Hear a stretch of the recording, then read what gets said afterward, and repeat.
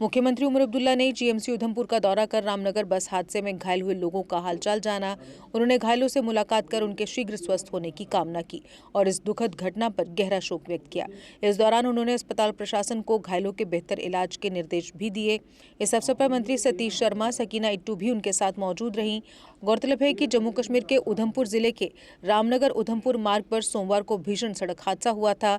कगोड इलाके में एक मोड़ पर अनियंत्रित होकर यात्री बस करीब 70 से 80 फीट गहरी खाई में जा गिरी थी, जिसमें 22 लोगों की मौत हो गई थी और दर्जनों घायल हो गए थे। बड़े अफसोस की बात है, कई सारे कीमती जानें गईं और अफसोस की बात यह है कि ये हादसा हुआ बस के मालिक के लापरवाही के वजह से, और जिस आदमी को बस का कमांड दिया गया था,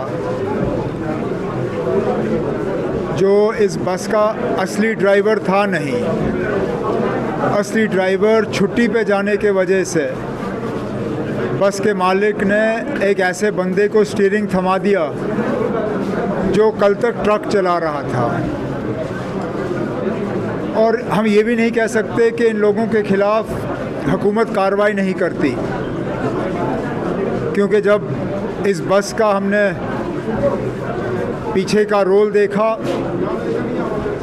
तो पता चला कि 15 से ज़्यादा इसी बस वाले को चालान कटे हैं।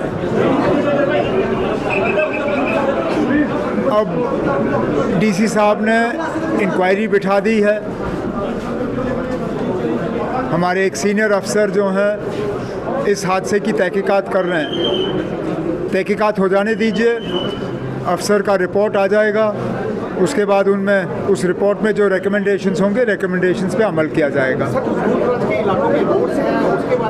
ना, रोड में कोई कमी नहीं थी। आप अगर फ़ोटो देखें, रोड के अगर हालात ख़राब होते तो शायद ये हादसा होता नहीं, क्योंकि उस बस को फिर मजबूरन आहिस्ता चलना पड़ता। मुसीबत ये है कि हम सड़क तो ठीक करते हैं, लेकिन गाड़ी चलाने वालों के दिमाग हम ठीक नहीं कर सकते। वो रॉन्ग साइड पे गाड़ी चलाएंगे, स्पीड ज़्यादा करेंगे, ओवरलोडिंग ज़्यादा करेंगे। अब चलिए, हुकूमत अपनी ज़िम्मेदारी जो है हम निभाएंगे, लेकिन इन लोगों को भी, जो बस के मालिक हैं, जो बस के ड्राइवर हैं, कुछ हद तक इनको भी अपनी ज़िम्मेदारी समझनी चाहिए और इनको भी ओवरलोडिंग और स्पीडिंग जो है उससे जो है उन हरकतों से बाज आना चाहिए। गाड़ी को 15 चालान हो चुके थे और वो पूरी सड़क पर भाग रही थी, किसी को भी अकाउंटेबल अभी तक नहीं है। अकाउंटेबल अगर उसको चालान नहीं हुए होते तो अकाउंटेबल कहाँ नहीं होता वो। लेकिन ये भी है ना, चलिए 1 मिनट के लिए अकाउंटेबल करके हम उसकी गाड़ी सड़क से उठा देते, फिर क्या होता? जो बाकी गाड़ियाँ सड़क पर रह गए उनको और ज़्यादा ओवरलोडिंग हो जाता। फिर यही लोग जो हैं हुकूमत के पीछे भागना शुरू कर जाते हैं कि गाड़ी को छोड़ दीजिए, गाड़ी को चलने दीजिए। हमें बैलेंस करना पड़ता है, लेकिन जैसे मैंने कहा, अफसर का रिपोर्ट आने दीजिए, उसमें जो भी रिकमेंडेशंस है, रिकमेंडेशंस पे अमल किया जाएगा। 2025 में पहलगाम में हुआ था, किस प्रकार से देखते हैं अब 1 साल के बाद? आज का दिन हम सबको बहुत भारी पड़ता है, क्योंकि आज हम वो पहलगाम का अफसोसनाक वाक़या जो है उसको याद करते हैं। उन तमाम शहीदों को याद करते हैं जो गोलियों के शिकार हुए,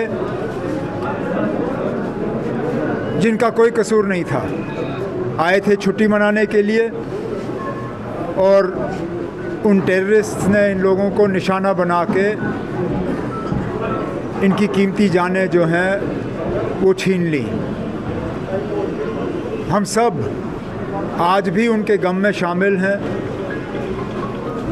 हमने उस दिन तय किया था और हम उस चीज़ पे कायम हैं कि हमारी मुकम्मल कोशिश रहनी चाहिए, हम सब जो हुकूमत में हैं, कि इस तरह के हादसे जो हैं कभी दोबारा ना हों। और उसके लिए चाहे इलेक्टेड गवर्नमेंट, चाहे मरकज़ी हुकूमत, चाहे लॉ एंड ऑर्डर मशीनरी, हम सब मिल के इस कोशिश को जो है मुमकिन बनाएंगे। पाकिस्तान में कोई बदलाव आया है ऑपरेशन सिंदूर के बाद? पाकिस्तान में कोई बदलाव आया ऑपरेशन सिंदूर के बाद? ना, वो तो आपको उन लोगों से पूछना होगा जिनके पास इस तरह की इंटेलिजेंस रिपोर्ट्स आ जाती हैं।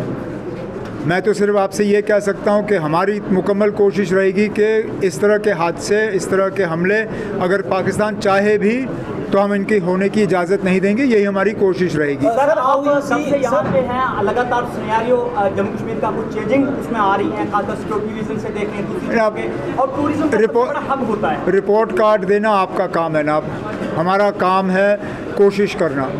हमारी कोशिश है कि हालात ठीक रहें। ये सही है कि पिछले साल के मुकाबले अभी भी पहलगाम के हमले का टूरिज़म पे थोड़ा बहुत असर रहा है, लेकिन जैसे जैसे सीज़न बढ़ता जा रहा है हमें उम्मीद है कि ठीक ठाक लोग जो हैं वो जम्मू कश्मीर आएंगे, चाहे माता के दर्शन करने के लिए, अमरनाथ जी के दर्शन करने के लिए या टूरिज़म के लिए। Sir, how you see Iran's rejection in second round of talks with US in Islamabad? अब हम तो चाहते हैं कि जंग ख़त्म हो, ये जंग होना ही नहीं चाहिए था। अब किस वजह ईरान पे हमला हुआ ये दो ही मुल्क जवाब दे सकते हैं, एक ईरान और एक अमेरिका और एक इज़राइल। उनकी क्या कोशिश थी, क्या मकसद था, अभी तक हम समझ नहीं पाए। लेकिन चलिए, जो उन्होंने किया गलत किया, लेकिन अब तो कम से कम ख़त्म करें, क्योंकि हर मुल्क का जो है कहीं ना कहीं इस जंग के वजह से हम पे असर पड़ रहा है। तेल की कीमतें बढ़ रही हैं, तेल का सप्लाई कम हो रहा है, एसेंशियल सप्लाईज़ और सप्लाई चेन में असर पड़ रहा है। तब भी बाकी मुल्कों के मुकाबले हमारी हालत तब भी बेहतर है। यूरोप जैसे मुल्क देखिए तो उन्होंने जहाज़ों के तेल को जो है अब लीटर के हिसाब से गिनना शुरू किया है। हमारा पड़ोसी मुल्क जो है वो जहाज़ वालों को कह रहे हैं कि आप जहाज़ ज़रूर लाइए, लेकिन यहाँ तेल भर के आप वापस नहीं जा सकते हो। उस हिसाब से हमारे मुल्क में तब भी हालात बेहतर हैं, लेकिन हम चाहेंगे कि जंग जल्द से जल्द ख़त्म हो, क्या अपील रहेगी कि ज़्यादा से ज़्यादा लोग आएँ और अमरनाथ जी की यात्रा करें। बच्चों का भविष्य सिर्फ किताबों से नहीं बल्कि सही माहौल, सही मार्गदर्शन और सही शिक्षा से बनता है। MV international school affiliated to CBSE nursery से 12वीं तक, जहां पढ़ाई सिर्फ बोझ नहीं बल्कि एक आनंद है। प्रेप स्कूल की विशेष पहचान इंग्लिश फोनिक्स आधारित शिक्षा, बच्चों के लिए आकर्षक किड्स टॉय रूम, लर्निंग के साथ फन अम्यूजमेंट पार्क फैसिलिटी, जोशपूर्ण और प्रेरक गतिविधियों पर आधारित कक्षाएं, क्वालिटी एजुकेशन का भरोसा, 18 से अधिक एजुकेशन एक्सीलेंस अवार्ड्स, अनुभवी शिक्षक और आधुनिक शिक्षा प्रणाली, safe and reliable transport, 47 school बसें, सुरक्षित पिक एंड ड्रॉप सुविधा। यहाँ हर बच्चा सीखता है सोचना, समझना और आगे बढ़ना। Admission open nursery to class 12। आज ही अपने बच्चे का सुनहरी भविष्य सुरक्षित करें एमवी इंटरनेशनल स्कूल के साथ। एमवी इंटरनेशनल स्कूल, जहाँ शिक्षा बनाती है कल के लीडर। जम्मू कश्मीर की खबरों के लिए जुड़े रहिए जीके अपडेट के साथ।